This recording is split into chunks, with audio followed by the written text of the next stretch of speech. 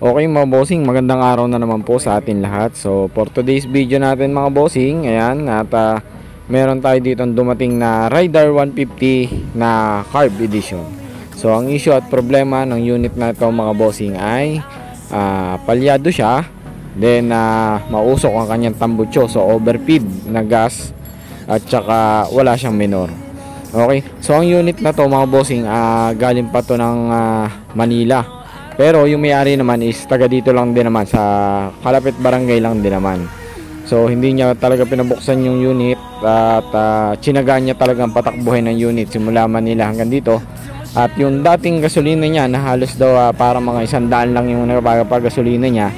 So nung umuwi siya, halos umubos daw siya ng halos nasa mga 250. So halos sa doble talaga yung gasolina ng kanyang unit na ginagamit.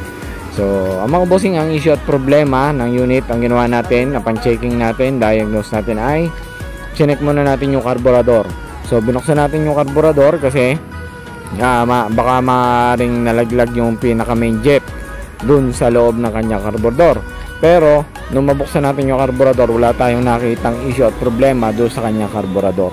So, good sa good yung kanyang carburetor, pero upon checking natin, hinanap natin yung problema at sira. Ayan, so dito tayo nagkaroon tayo ng idea kung ano yung naging problema ng unit. Okay, so ang ginawa natin, tinanggal natin yung kanyang hose ng kanyang vacuum ng kanyang fuel cock.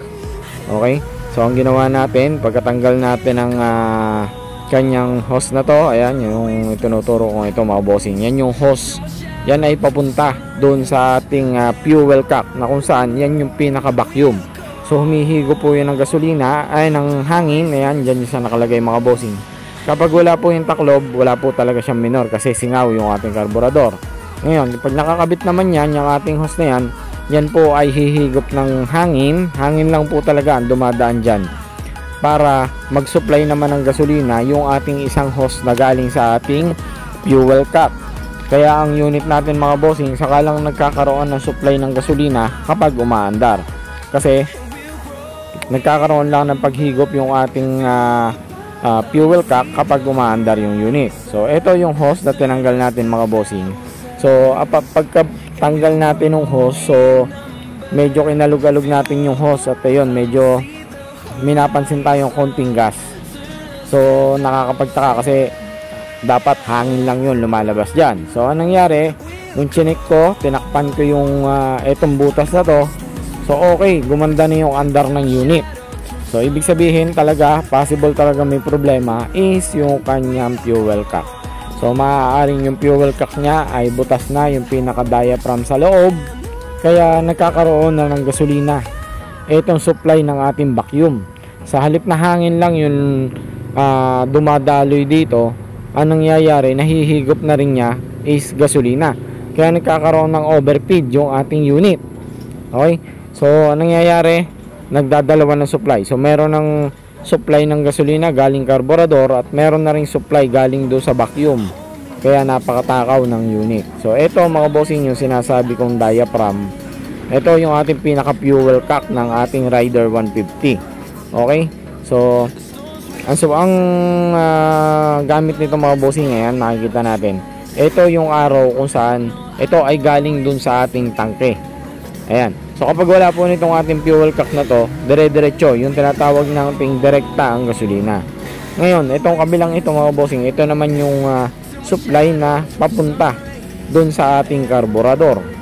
Ngayon magkakaroon lang siya ng supply at lalabas lang yung gasolina dyan kapag humihigop na ng hangin dito sa maliit na ito. Na ayan, kung mapapansin nyo, tinakta ko nga yung fuel cock at meron nang lumalabas na gasolina dun sa ating pinaka vacuum. So anong nangyayari, dalawang supply, meron dito at meron dyan sa maliit na vacuum ng ating fuel cock. So yun yung naging issue at problema mga bossing. Ito maaaring mangyari sa ibang mga unit gaya ng mga Mio Sporty. Ayan, yung may mga vacuum, yung sakalang sila nagkakaroon ng supply ng gasolina kapag umaandar. So yung iba ang ginagawa, dinadirect na lang nila to, tinatanggal na nila, then dinunugtungan na lang ng hose. So pinaliwan natin kay bossing, so sabi nga niya ay palitan na lang. Kasi mas maganda yung hindi direct, kasi pagka na-under lang siya, saka lang siya nagsusupply ng gasolina. Okay? So yun lang mga bossing. Ayan, ito okay na yung unit, pinatesting na natin kay bossing at all goods na yan, makakalista si boss. Hindi pa ako nakapag-control sa extra not kanina. Teka. Sige boss. Saan ba ang ano yan? Pinagkawait up. Dito ko nga lang pinabubuksan ng carb niyan. Hindi ako nagpapabukas sa iba. Ibig sabihin galing pa kayo Manila. Manila, oh. Dinuwi kong ano yan. Sinaga ko lang. Oh, di ang dami mo naubos sa gas? Oo. Kumaga 250. Ayaw ko pabuksan dun eh. Kuha ng isa niyo. Mga lokor ng mga... Ano din? Baka mamaya galawin eh. Balitan ng mga... Grabe ang takaw niya ni Iguana nagsusupply ng dalawang gasolina. Kaya palyado. Wala pang minor. Wala pang man ng bomba.